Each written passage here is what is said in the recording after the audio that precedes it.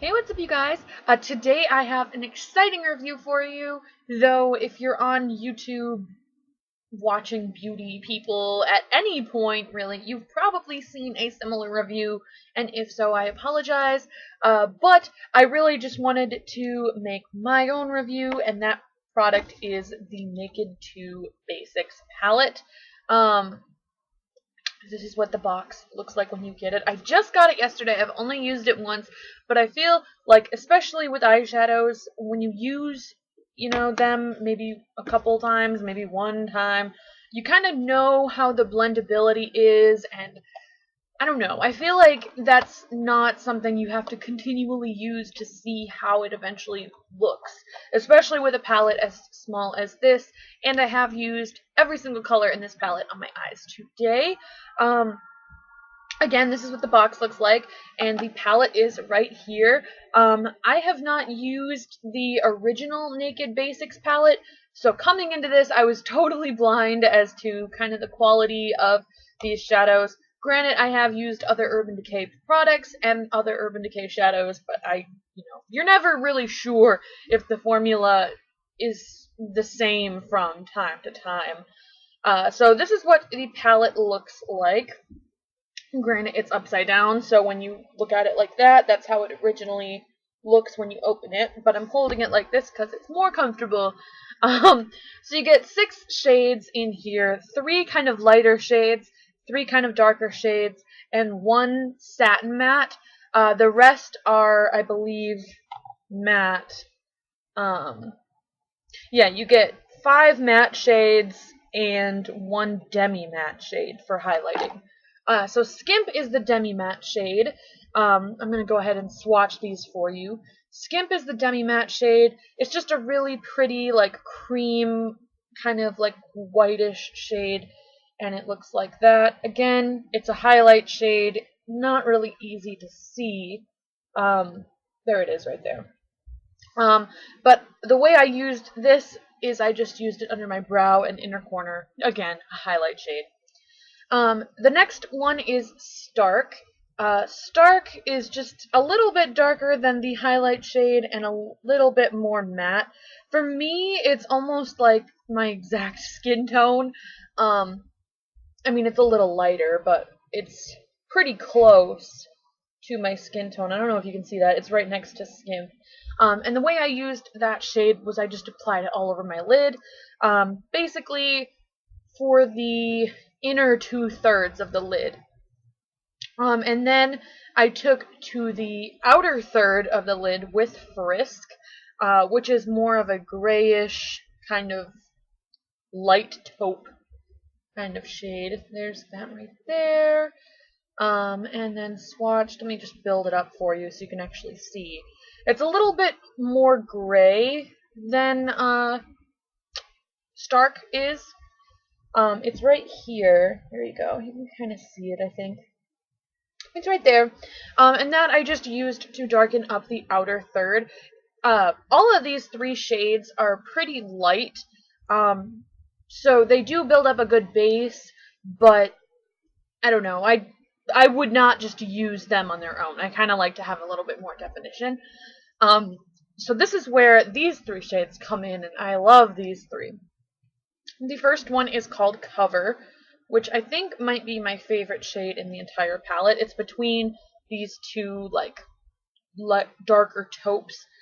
So that's what this one looks like. That's what Cover looks like. And that's that swatched right there. It's the darkest swatch on my hand. So it looks like that.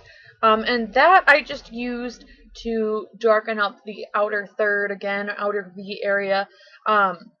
With these darker shades, it was a lot more about deepening the crease and the outer corner, rather than doing anything like crazy.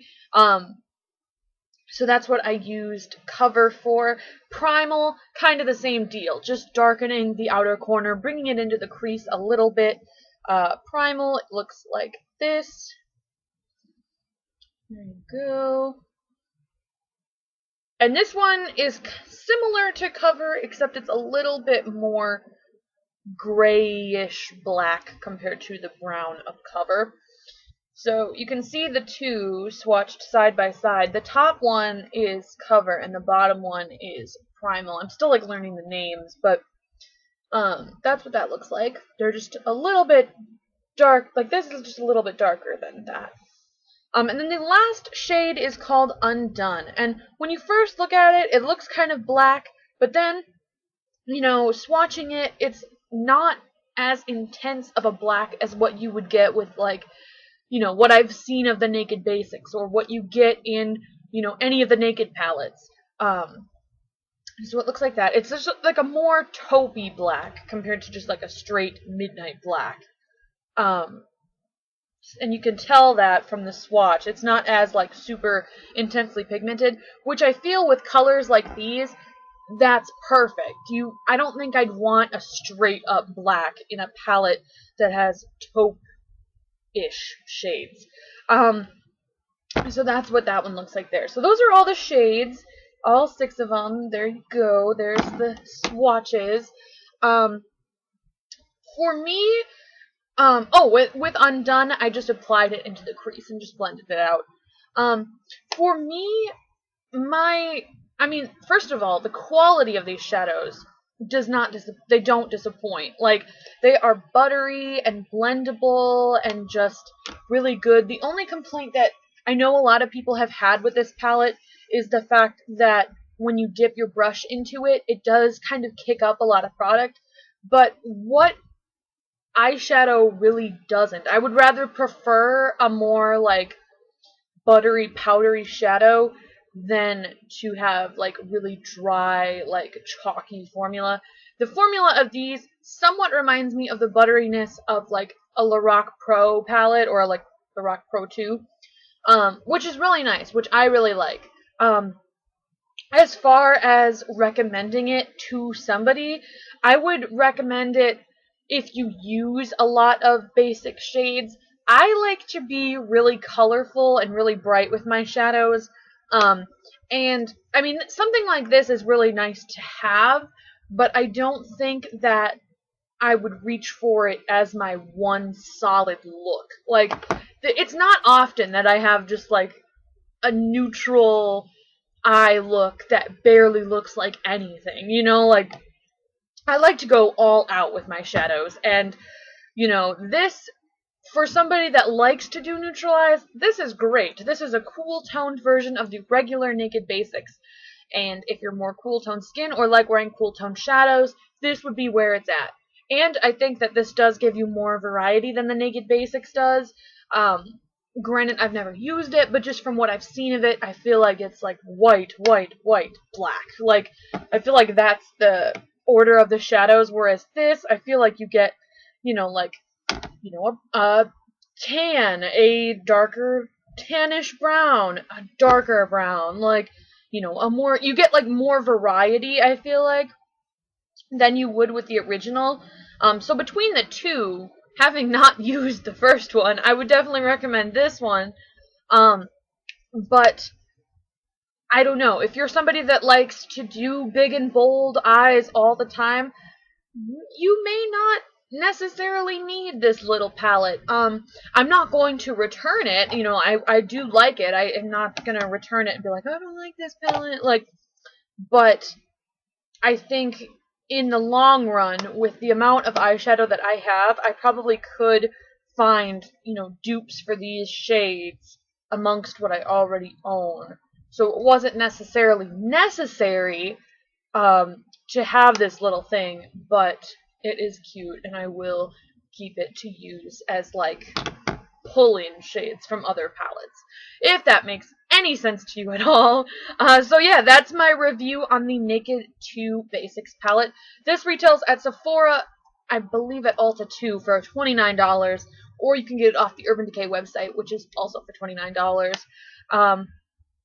So yeah, I hope you guys really liked my review. If you did, you should give it a thumbs up. And comment down below letting me know if you have this palette or the first one and which one you prefer. Like I said, I've never used the first one.